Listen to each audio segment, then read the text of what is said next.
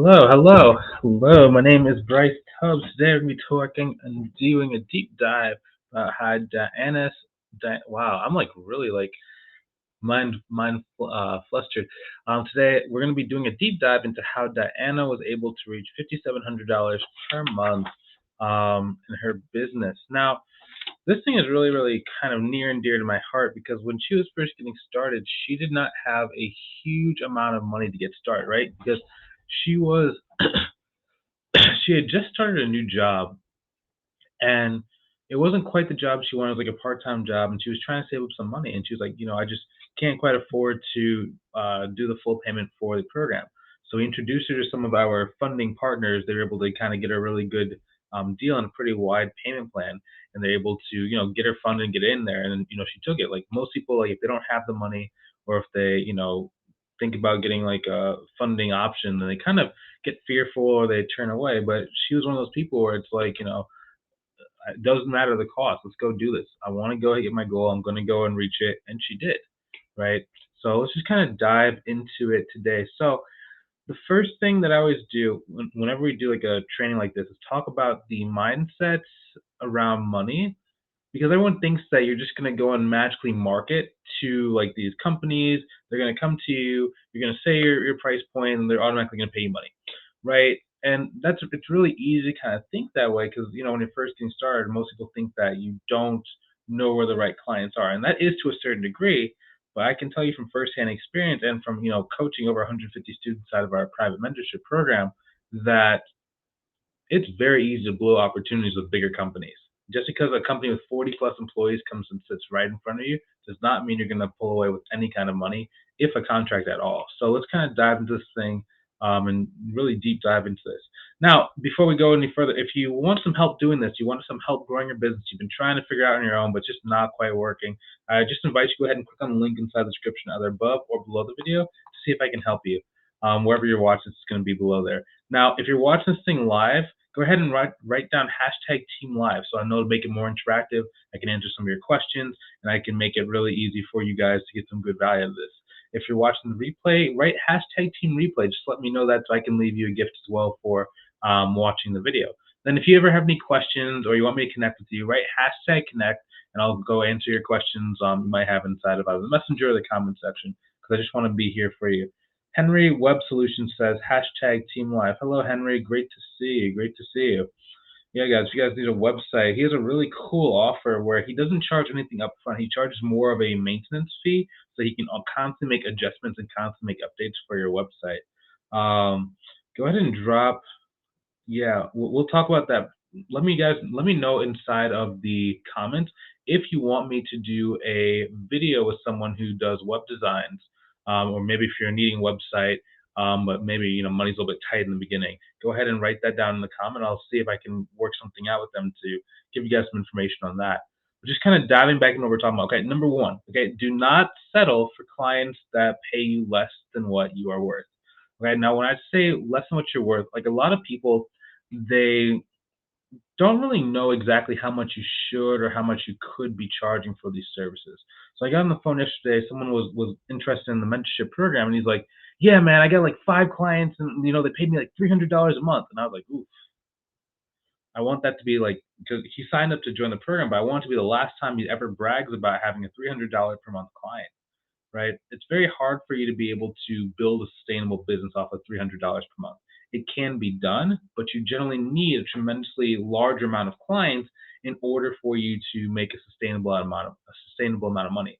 And if you're working a full-time job while you have 20, 30, 40 clients, it is very hard for you to be able to, number one, service your existing clients if you have 40 clients, and then number two, do a good job on your job.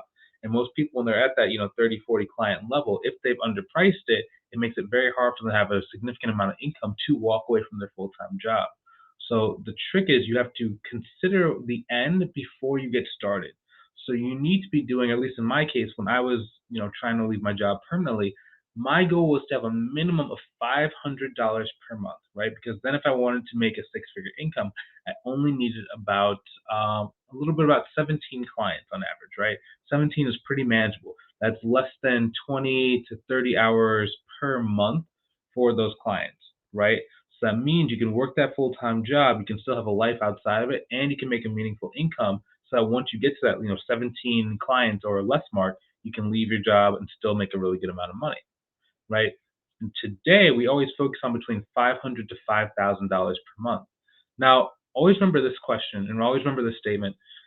The goal of business is not to get more clients.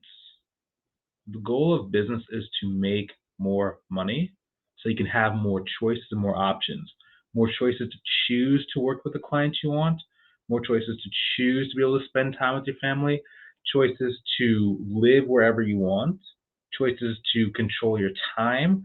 But it only comes with you being able to really charge the amount of money that you need in order to do so. So always be thinking about this. Henry said, so true. I love that perspective. Yeah, because like it was ridiculous. I one time had a client come to me and she had been starting her business. She started a business back in 2008, and she had 31 clients. And I was like, "Oh, you have 31 clients already, dude? You got to be making at least $10,000-$15,000 a month." And she goes, "What? I can make that much?" Guess how much inside the comment she was making? I'll tell you guys the answer. If you're watching this replay, guess how much she was making? She was only making about $3,500 per month, and that was on a good month. Because she'd have some clients for like $50 a month, she'd have some for like $200 a month, she'd have some for like 150. She'd have some that paid her $150 per quarter, and it was a mess, right? So we started working together, and by the time that we got finished, it was about 2 months into the program. She was at about $9,600 per month, but she did that with about 36 clients. So at 31 clients, she was at about $3,500 per month. At 36 clients, she was at $9,600 per month. And it's because we focused on charging more money from the start. Okay. You got to really understand that. So, next thing, so how to start getting in front of the clients that make more money. Henry said I was going to guess at least 8K, but yeah, that's ridiculous. I know, but that's kind of the point. Like, if you don't have your pricing down, you don't have your mentality right from the start that you need to be charging the correct amount of money in order to make this thing work. It's really hard for you to have a very sustainable business. And then you start looking at other people and you're like, man, there's no way I could ever make, $10,000, $11,000, $12,000 per month, because that would take 60 hours a week or 80 hours a week worth of work for me to maintain that amount of money.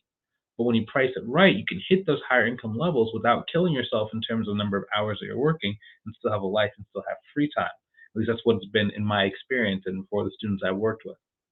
Now, Alexandra, Alexandra said, can you show me where I can find a client? Yeah, Alex, why don't you book a call? So, like, we're actually going to go into marketing next, but if you want, why don't you book a call? I think we had talked about that for a while, but I think something happened. I think there was an illness that went around, and then we weren't able to connect. But yeah, send me a message. Let's connect and let's talk about that. But just kind of diving into it, okay? So when you're doing marketing, it all starts from who are the people you're actually reaching out to, okay? A lot of people, they'll go after like industries that are known for having solopreneurs or people who are really, really small, okay? When that happens, you're dealing with a couple different factors. Number one, you're generally dealing with lower budgets. When I say like a solopreneur, I mean like someone who's like a single member photographer, someone who is like a barber, someone who's like a hairstylist, or like a trucker. Right? I'm not talking about the ones who own the logistics company. I'm talking about the individual person driving the truck, right? That can be an okay industry if you get a lot of them, and it can be an okay niche. But if you're trying to get someone that can pay, $5, $6, $7,000 a month, on average, most truckers or most hairstylists or most barbers are generally not going to be able to pay the amount of money that you want.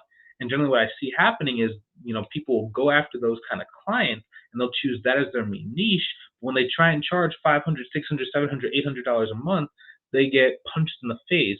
And the person either laughs at them, the person's like, that's way too expensive. The person's like, what are you going to do for that much money? And then the accountant or bookkeeper gets very, very frustrated and very confused. They're like, in corporate America, we get paid a lot of money. When you go to these mom and pop shops, they generally aren't really looking to pay the amount of money that you need. And that's because it's just their mentality. Number one, they might be too small. Number two, they might not really have a need for your services that is conducive to you charging that much money. So you always have to be thinking before you start your marketing, who are you actually going to be targeting? Some good industries to be targeting are industries that already have contractors in place, generally have high levels of revenue, can easily, if they're a little bit lower revenue at the start, they can easily get like a cash infusion, like a grant, a loan, a round of funding. And then number four, generally it's going to be an industry where the business owner is a little bit looser on cash. And then number five, generally an industry where the owner is very, very flustered because there's so many different departments, there's so many different things or products that they're managing. And then when you come inside, you're offering a lot of value by simplifying, the financial aspect of their business, making sure everything is like in order, everything's taken care of. They're dotting their I's, they're crossing their T's. Those are always the industries we're looking for, like construction, nonprofit's a good one. E-commerce is a good one. Depending on the size of e-commerce can kind of be like the barbers or the salon stylists, like we just talked about. But in some cases, you can have a really, really nice sized e-commerce company that have just a huge commotion of like mess and disorganization that when you come in there, you provide so much value and they're sticking with you for like years to come. So those are some industries. Okay, so let's say that we're building our lead list. I like using tools like D7, LinkedIn, and one tool called like Apollo to go and search the internet to go and identify who are the targets that kind of fit my criteria. So that just means like generally the location I'm looking for, the size client that I'm looking for, the revenue they're doing per either per year. In some cases, you can find revenue per month. It can see if they already have somebody in place who matches the skill set that you're looking for. But once you're able to identify those people, now you have a really good size list.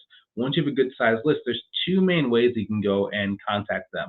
My personal favorite right now, and this is right, if you would have asked me this like, a year ago, I probably would have said something differently. But right now, the two most favorite ones I like are email marketing and LinkedIn. Okay. So I like using email marketing because it's very, very fast and direct. Okay. You're punching people in the face, really getting an understanding of their problems, their concerns, their pain points, and the level of need or the level of urgency right now, right? In some cases, like if you do it wrong, then like it's like a yes or a no, and it's very, very hard. But if you do it correctly, you actually get a really good insight into like the life of the person you're speaking to. And if it's not the right time for them, if you do it correctly and you approach them correctly, they can actually give you referrals. So it's like you're killing a bunch of birds with one stone just because you're approaching people correctly. Now, one cool thing is like there's a lot of massive B2B organizations. B2B just means like business to business. And that means that like Salesforce, they offer like payment processing services and CRM services for massive companies. They built their entire $1 billion company just from using cold email.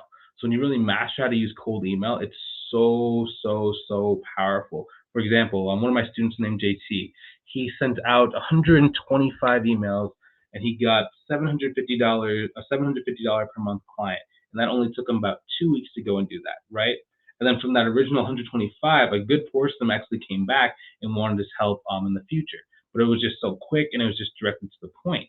And it just makes it very easy. So there's two options when you have email. Number one is just writing a really, really direct email that can go and touch on the pains, problems, concerns, and ask questions. And you can have a link at the bottom which says, hey, book a call with me if you're interested in learning more. And the second thing that you can do as well is have a link to your favorite either website or social media profile. For me personally, I like having LinkedIn because LinkedIn can actually substitute for a website. So let's say you're just getting started, you don't have a website. LinkedIn is one of the easiest ways for you to be able to provide understanding of like who you actually are, what you've done in the past, what is your experience, what services do you offer, how can your service specifically help that person, and why should that person take action now? So if they see the email, they may be interested in you, but it's like, I don't really know this person, let me go do some research. They click on the link inside their email that goes to your LinkedIn account. Now what happens, they start doing research on you on LinkedIn, and then you start getting friend requests from people. It's like, oh, you don't even have to do that much work. It's like the friend requests come in. Then when the friend requests come in, you can ask them, hey, I saw you checked out my LinkedIn profile. Like, was there something, that really caught your attention, or did you also receive my email? In a lot of cases, those people who send you those friend requests are actually interested in your service, and they'll ask you, hey, when can we hop on a call? Now, whenever someone asks you to hop on a call, I always like to slow them down, okay? Because just because a business owner has the budget to pay you, if they don't have the right mentality or mindset, then sometimes it can be really hard to stretch them to pay above, the 500 dollar per month range, right? Sometimes they might have gotten a quote from somebody else for like $200, or they might have gotten a quote for like $300, but that's because a lot of people don't really know what they're charging. So when they get on the phone with you and you actually do know what you're supposed to charge because you have like tools, which I give all our mentorship students like tools about pricing so they know exactly how to charge. So we're generally higher than most people's other quotes. So when they come on the phone and they're like, you're saying, the price should be 1,500, but they got a quote for like 450 from somebody else. If you don't really know how to, use your sales skills, or they don't come in the right mentality, it's really hard to get them to pay that extra, the extra $950 that you're trying to charge. So instead, when someone says, hey, I'm interested in your service, you should slow them down, ask them questions about number one, like, what are you guys already doing? Number two, do you already have somebody in place, or have you ever had somebody in place in the past? If they do say they've had someone in the place in the past, you could actually ask them, how much was that person charging you? Now, this one can be a more tricky question to ask, like, how much were they charging you? Because in some cases they won't tell you because they're, keeping their cards close to their chest. But in some cases, if they've actually if they're resonating with you and they're actually serious, they'll tell you exactly how much their old bookkeeper charged. For example, like Charlotte asked that question to this one real estate investor, and the person's like, well, I'm charging my current bookkeeper charged me about $2,400 per month. So I'm looking to replace that person right now. And that gives you a baseline because okay, they're comfortable paying $2,400 per month. So you actually have a range, and you can see, okay, this person has demonstrated in the past that they don't mind paying for this service. They don't mind paying within this, acceptable or appropriate range. From there, then you can invite them to the phone call. Now, I like to do a 2-call close. What that basically means is 15-minute call where you're just meeting and greeting, and you're actually getting information so you can plug into a pricing calculator, or so you can give yourself some space to be able to go back, consider the numbers, and then come up with a price quote. Then you do a 45-minute call, and on that 45-minute call, basically what it is you're setting up a game plan with them to be like, okay, so this is what we're going to do first, this is what we're going to do second, this is what we're going to do third, this is what we're going to do fourth, fifth, sixth, XYZ. And at the end of the call, if they've made it to the call and they haven't bowed out, or they didn't think the plan was not going to work for them, now they're like, hey, how much is it to implement this plan?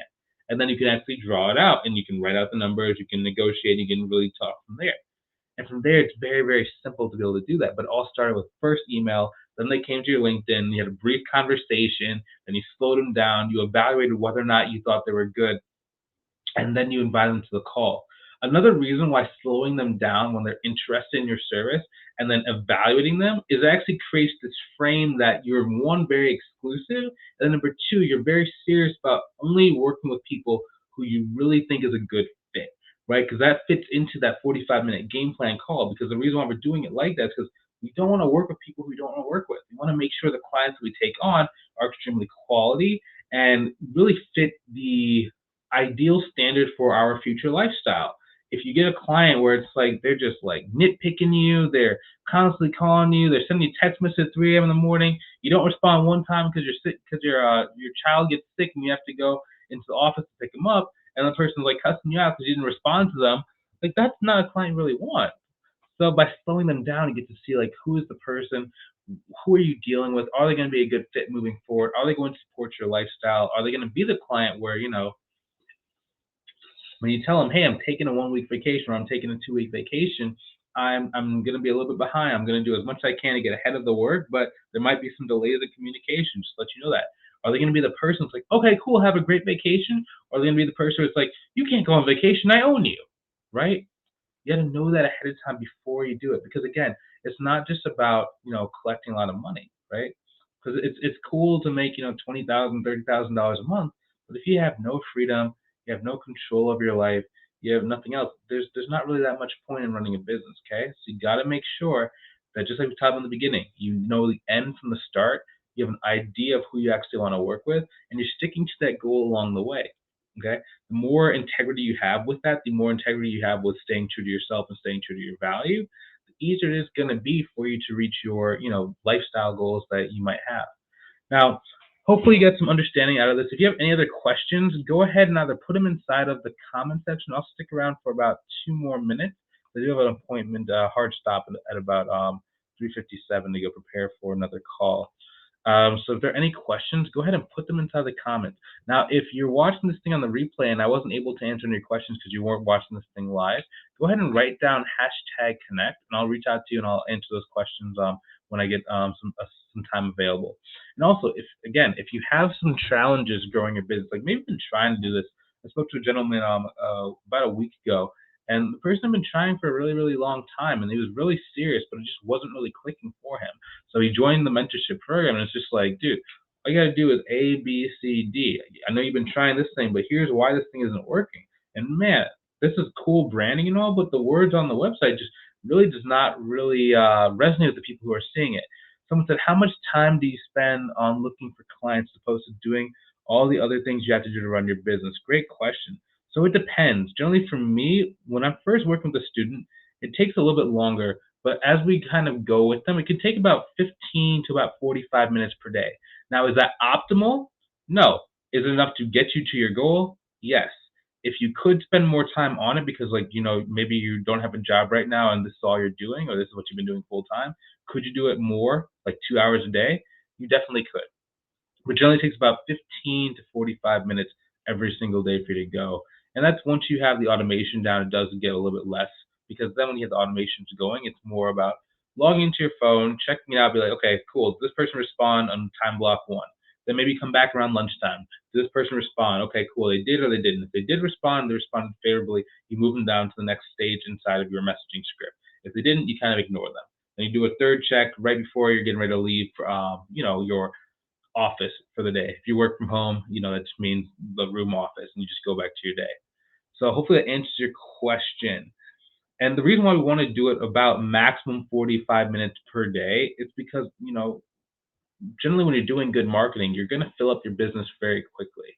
So you don't want to be spending or working on a process that takes 5-10 hours every single day of your time because it's just not going to scale. And as soon as you start getting clients, then you're going to end up really not being able to market more because you just don't have enough time. And that's why, like, whenever I see people who are like, posting a lot on social media, it's just like it's cool, but when you're running like an accounting firm, you're trying to get accounting clients, it's just unnecessary until you're at least at $10,000 to $15,000 per month. You can get this and just get up to those goals without posting content, specifically with using email marketing and with using LinkedIn alone. Okay, because those two things are going to be enough. It's going to be enough like social proof and enough value for the business owner to identify who you are versus what most people try and do content wise. They post content to try and get a client to work with them. Really, what content is more designed is if someone's interested or on the fence, content nudges them along a little bit more until they're ready to make the decision with you. But if you don't have a good profile, you don't have a good value proposition, you don't have a good elevator pitch, they're not even going to look at your content because they're not really interested in working with you. And that's the reason why a lot of people like struggle when it comes to posting on social media so much. But yeah. Any other questions before we depart? I have about 1 more minute left. 1 more minute left. And also, again, if you're watching this on replay and you don't get a chance to ask the question, go and type it wherever you are. If you're watching this thing on YouTube, type the question. I'll either respond to it or I'll make another video about it. If you are watching this on Facebook, same thing. Type it inside of the chat. I'll be sure to respond to it or send you a message about it. And hopefully you have a great rest of your day. I'll talk to you soon. Always remember, guys, remember your value. You're worth a lot. You can do this thing. I'll talk to you soon. Have a great rest of your day.